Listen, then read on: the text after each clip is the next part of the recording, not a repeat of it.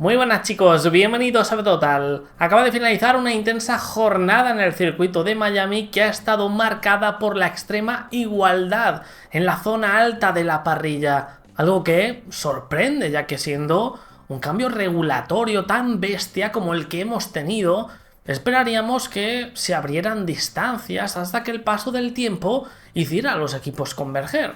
Pues ha tardado muy poco. Tras este parón, la coctelera se ha agitado, provocando que los ínfimos detalles marquen la diferencia entre el éxito y el fracaso. Ya no de un gran premio a otro, sino incluso de un día a otro. Tenemos a 4 pilotos de 4 escuderías distintas en las 4 primeras posiciones. Solo 3 décimas han separado a los 5 primeros clasificados, lo que da menos de una décima entre cada uno de los lugares. Una locura. Y teniendo esto, el resto llega solo. Pero también una sprint, pero no solo una lucha contra el crono cerrada, también una sprint con algunas batallas interesantes y un comportamiento más reconocible de los coches. Se pareció mucho más a 2025 para lo bueno y lo no tan bueno. Ya no hemos observado esas luchas yo-yo, esos diferenciales de velocidad insultantes y peligrosos en las batallas, pero también los adelantamientos se han tenido que elaborar, lo que los ha dificultado más que en los 3 primeros grandes premios, aunque creo que ha sido más por las circunstancias específicas de la carrera, ya que claramente era más fácil adelantar aquí también que en 2025, aun con las modificaciones que han añadido el desafío que pedíamos para ver apuradas de frenada rueda a rueda en lugar de cambios de posición insulsos. Antes de pasar a hablar de cómo ha ido el día para cada uno de los equipos, vamos con una ultimísima hora de la carrera que va a tener lugar dentro de unas horas, ante el riesgo de cancelación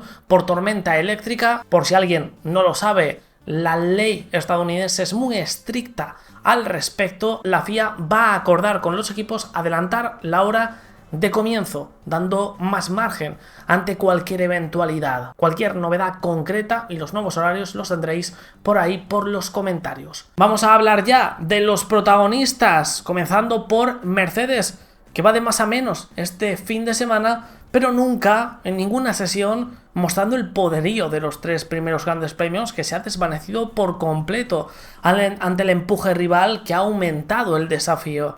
La sprint fue muy floja, Antonelli perdió 2 posiciones con una mala salida y Russell ganó en ese mismo lugar el de Verstappen, pero lo alarmante es que no tenían velocidad ni la gestión suficiente para avanzar, teniendo un rifirrafe efímero entre ambos, donde Kimi marcó territorio frente a un George sorprendentemente dubitativo, terminando sufriendo el británico para mantener a raya a Max, a un Red Bull, acabando cuarto por la sanción a su compañero de equipo al superar límites de pista en diferentes ocasiones, cayendo a la 6ª posición final. Un cuarto y un sexto. Cambiaron la configuración radicalmente de cara a la clasificación, buscando una reacción, y Kimi salvó los muebles con una sesión impoluta. ¡Qué confianza le ha dado este inicio récord! Al italiano ha ascendido 2 o 3 escalones de golpe en cuanto a calidad. El W17 sin florituras sí mostró una cierta fortaleza y lo llevó a la práctica Kimi sin titubear, con un intento en la Q3 redondo, con el que nadie pudo toserle.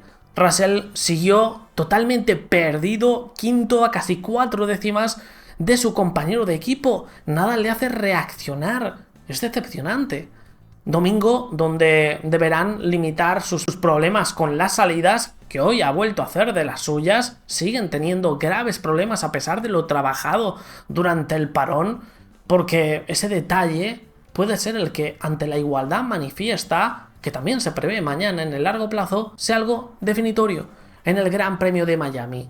Se intensifica la pelea y el público lo agradece. Red Bull no puede dar mejor publicidad a Ford en su casa, con un paquete que, a falta de confirmación en próximos grandes premios, ha supuesto un antes y después que necesitaban este soplo de aire fresco a un departamento técnico muy criticado en estas últimas semanas. Todo en las manos de Max Verstappen, que vuelve a sentir una simbiosis con su máquina. En la sprint perdió posiciones en la salida, sigue siendo un punto pendiente, recuperó la de Hamilton en un duelo que recordó a 2021, se llegaron a tocar inclusive para terminar presionando a todo un Mercedes, el de Russell, por el quinto puesto, terminando ahí por la penalización a Kimi Antonelli. El ritmo y la gestión ha sido brutal, incluso mejor que el que demostró en la clasificación a sprint. Lástima lo de la salida, pero partiendo desde más arriba podía ser una amenaza para cualquiera. Y con los datos recopilados, los ingenieros del garaje número 3, suena extraño este número todavía para Max, optimizaron mejor que el resto su máquina, dando otro paso al frente que, oliendo sangre, aprovechó colándose en la primera línea por primera vez. Este 2026 es la mejor clasificación de Max Verstappen y Red Bull este año. La noche y el día respecto a Japón, donde se estaban arrastrando por el asfalto y luchando a duras penas por pasar a la Q3. Y cuidado, porque con lo demostrado en la sprint, si limita daños en la salida, mañana puede dar la campanada. Tiene opciones. Que Red Bull recobre fuerza, la Fórmula 1 lo celebra. Siempre es un plus. No queríamos un George Max, pues puede no ser una locura desde aquí. A ver si el inglés reacciona. El grito de guerra de Max es un aviso a navegantes. Antes no tenía control del coche, ahora sí. Lamentablemente esto está teniendo efectos colaterales. La radicalización del RB22 dan como resultado un Hadjar que se muestra sin rumbo. No ha avanzado como su compañero y está peleando con los Alpine por ser el mejor del resto, a más de 8 décimas de su compañero, sin conseguir superarlos a ambos coches franceses en la sprint ni en la clasificación. Se repite la historia. Lo de Ferrari es un tanto frustrante, no por el resultado en sí, sino por lo que puede ser y no es. Porque las evoluciones funcionan, han conseguido incluso optimizar exitosamente el SF26 a la clasificación y sufrir menos con los neumáticos blandos, que ayer fueron un quebradero de cabeza, pero siempre hay alguien o algo que les deja en un segundo plano. Charles en la sprint superó a Antonelli con otra de las brillantes salidas de este monoplaza, se defendió magistralmente para ir en pos de Piastri por el segundo lugar, se iba haciendo cada vuelta un poquito más fuerte, un poquito más grande en los retrovisores del australiano, pero le faltaron vueltas. Aún así, como podíamos intuir, el vuelta a vuelta fue tremendo del SF26 en manos del monegasco. La pregunta quedaba en, una vez optimizados todos, con los datos recopilados, ¿cómo reaccionaría Ferrari? Pues lo han hecho efectivamente. Superaron a McLaren, pero otros alcanzaron un mayor grado de extracción de sus máquinas. Charles lo dio todo en sus dos intentos de Q3, pero Kimi estaba un peldaño arriba y Max también se logró colar, mejorando en su último intento, siendo el principal lastre las largas rectas de Miami. Con el alerón Macarena se ha ganado en eficiencia, pero no es suficiente para el gran déficit que tiene la unidad de potencia italiana. Es sorprendente que a pesar de y nos habla del chasis y aerodinámica top class que tienen, que estén ahí luchando. En clasificación no pueden hacer nada, es demasiado dolorosa la pérdida ante unos y otros. Tratará de aprovecharse de las malas salidas de Mercedes y Red Bull, unido a su punto fuerte, que es el largo plazo, que es el vuelta a vuelta, que es la gestión, para abalanzarse sobre ellos y tratar de obtener el liderato, luchar por la victoria. Tiene argumentos para ello y es la parte positiva. Ya pueden rivalizar con cualquiera los domingos. Hamilton tuvo en la sprint una preciosa lucha desde la salida con Verstappen, pero sufrió de muchísimo deslizamiento de atrás, repitiendo un poco lo de Japón, lo que destrozó sus neumáticos medios, cayendo en las últimas vueltas. En la clasificación dio un paso al frente, sintiéndose mucho más cómodo, superando esos obstáculos encontrados, terminando a una décima de Charles, siendo de menos a más, pero esa décima aquí, ante la igualdad de la que hemos sido testigos, hace mucho daño, acabando sexto. Tendrá que ser agresivo en la salida, porque debería ser mañana, el domingo, el punto más alto del 7 veces campeón del mundo. McLaren dominó una sprint teñida de papaya, haciendo recordar a 2025, incluso las salidas, que sigue siendo un problema de Mercedes, las controlaron sin despeinarse, gran ritmo, gestión y ejecución, todo estuvo en un punto óptimo, con Norris sin contemplaciones desde el liderato a lo campeón y Piastri ganando la posición a Kimi en la salida para mantenerla ante los envites de Leclerc. Pero esas casi inmejorables sensaciones con el MCL40 fueron un arma de doble filo, ya que mientras el resto afinó sus setups, ellos se mantuvieron inmóviles, haciendo muy leves cambios y ante la igualdad cayeron claramente desde el dominio al sufrimiento. Además, el arrecio de las ráfagas de aire les perjudicó gravemente. Parece no llevarse muy bien con el MCL40. Norris salvó los muebles con un cuarto puesto que no cierra las puertas a nada de cara a mañana, y era lo importante, limitar daños ante las dificultades. Piastri se hunde hasta el séptimo, más cerca de los Alpine que de su compañero de equipo, quejándose de muchos problemas de su viraje. Incómodo el australiano en el día de hoy, claramente el más descolgado de los de cabeza.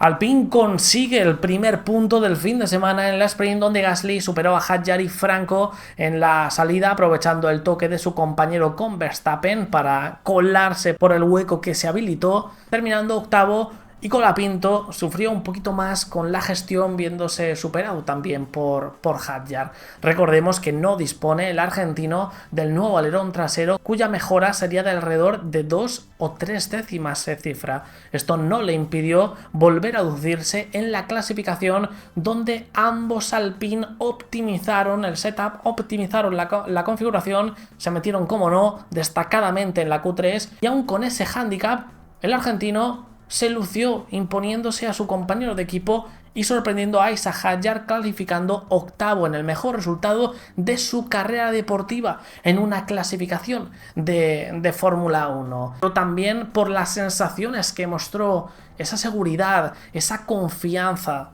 Aún así, no se conforma y se lamentaba porque no pudo aprovechar efectivamente su último intento de la Q3. Quiere más.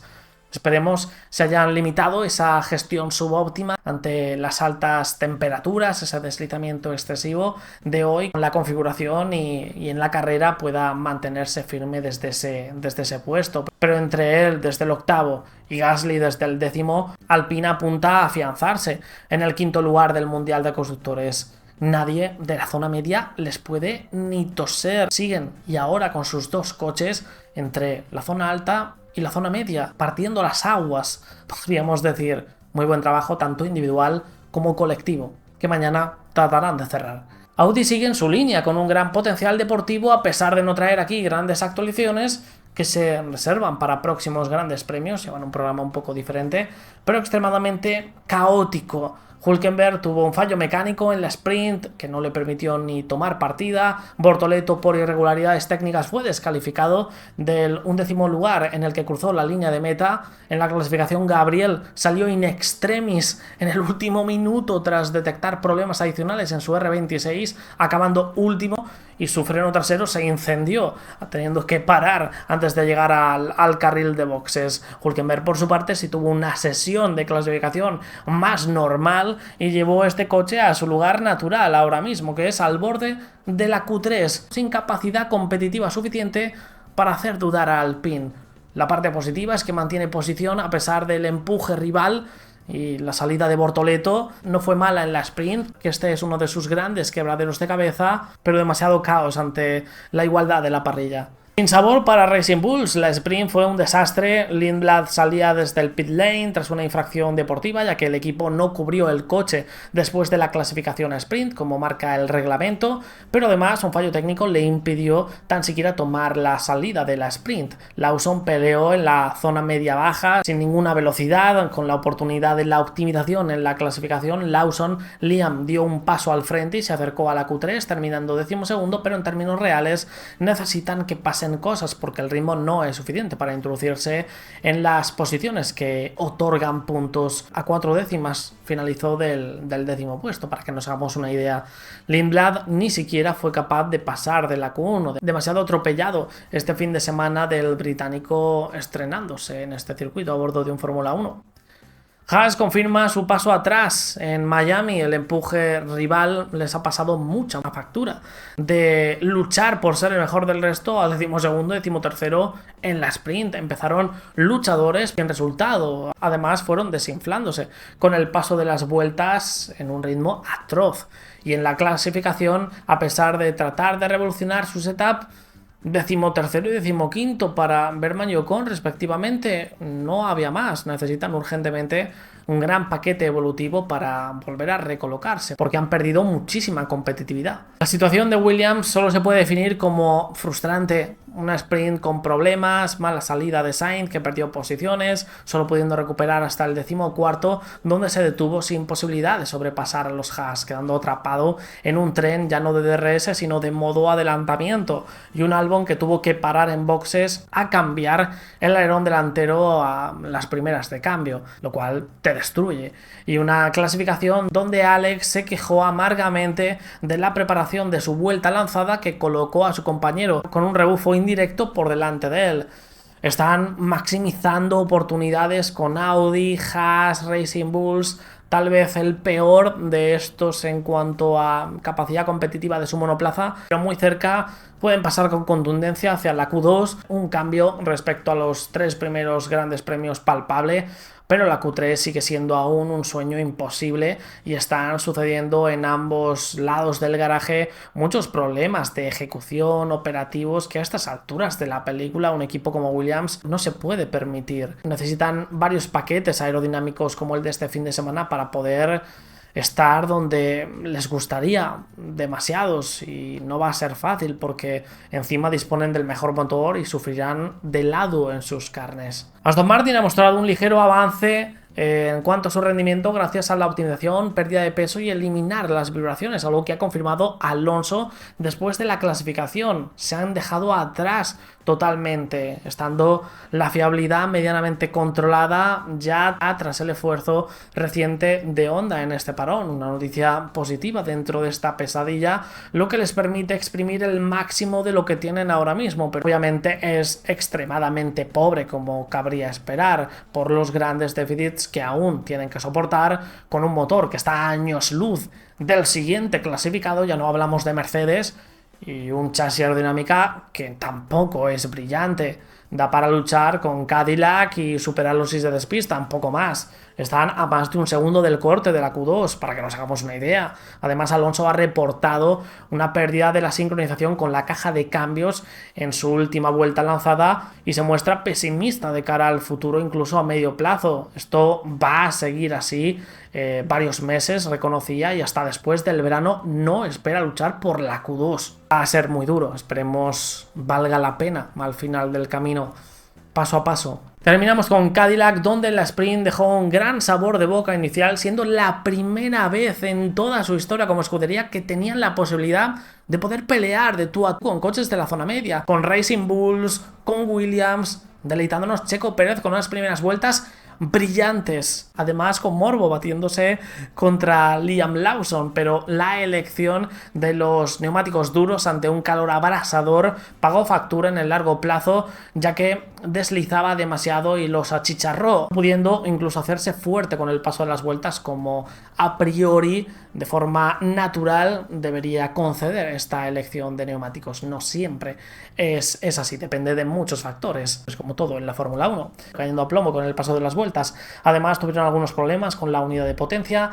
De cara a la clasificación, radicalizaron demasiado la configuración tratando de experimentar y fue un desastre. Además, Checo reconoció presionar accidentalmente un botón del volante y se quedó sin energía en su último intento. Pero hay que decir que, independientemente del resultado, que ha sido negativo en esta ocasión, de esos cambios radicales que han tratado de hacer en la configuración, a pesar de haber costado deportivamente, es aprendizaje.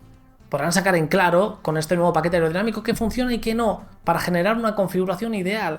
Mañana deberían salir desde el pit lane para volver a cambiar esta configuración y seguir experimentando en otra dirección, seguir nutriéndose, que es lo importante en este momento, que no se nos desvíe el foco junto a ese potencial mostrado en la clasificación sprint, en esas primeras vueltas del sprint, donde han podido luchar en su cuarto gran premio contra asentados, estructuras asentadas por décadas. Es una locura, avanzando dentro de este largo camino que tienen por delante. Esto es mucho más importante que cualquier resultado que puedan llegar a lograr actualmente. Dejadme en los comentarios qué opináis, suscribíos, dejad vuestro like y nos vemos en el próximo vídeo, chicos. Hasta luego.